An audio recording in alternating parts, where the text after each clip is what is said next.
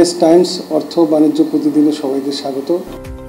আমের মৌসুমে আমের উৎপাদন নিয়ে আমের রপ্তানি নিয়ে একটি খবর হয়েছে বণিক বার্তায় যে বাংলাদেশের বিভিন্ন এলাকায় 20 গুচ্ছ এলাকায় উৎপাদিত আম বাইরে রপ্তানি হচ্ছে।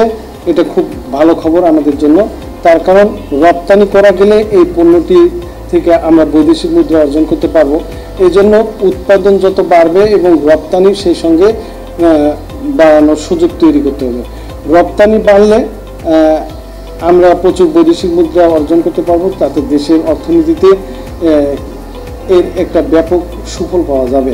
তো আমরা খবরটি যদি আরো বিস্তারিত যাই, 20 গুচ্ছ এলাকায় উৎপাদন হচ্ছে রপ্তানিযোগ্য আম। দেশে প্রতি বছর উৎপাদিত আমের পরিমাণ প্রায় 24 লাখ টন, এর মধ্যে রপ্তানি হয় মাত্র 1,500 টনের মতো। মূলত রপ্তানি উপযোগী না হয় বিভিন্ন দেশের ক্রেতারা এ ফল কিনতে আগ্রহ দেখায় না।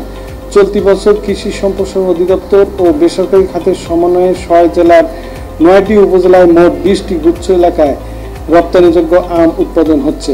প্রয়োজনীয় সুযোগ সুবিধা পেলে এর বেশিরভাগ রপ্তানি করা যাবে বলে জানিয়েছেন ব্যবসায়ীরা।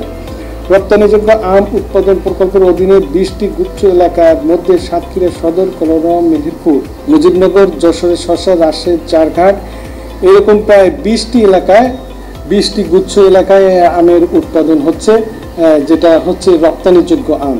এই আমগুলো রপ্তানি করার মতো অবস্থায় তারা উৎপাদন করছে যাতে রপ্তানি করা যায়।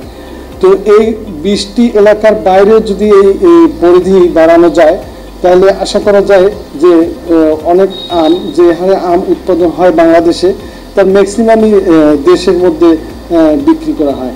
তো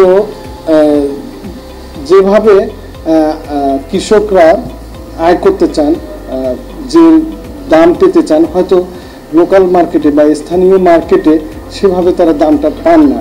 যদি এই আমটি বিদেশি রপ্তানি করা যায় তাহলে কৃষক পর্যায়ে তারা ভালো একটা ফলাফল পেতে পারে, ভালো একটা দাম পেতে পারে। তো এই জন্য যে এই 20টি গুচ্ছ গ্রামের বাইরে যদি এই রপ্তানিযোগ্য উৎপাদন বাড়ানো যায় তাহলে বাংলাদেশের যেমন বৈদেশিক মুদ্রা আয় করতে সক্ষম হবে, তেমনি কৃষকরাও লাভবান হবে মনে করছেন সংশ্লিষ্ট গবেষকরা।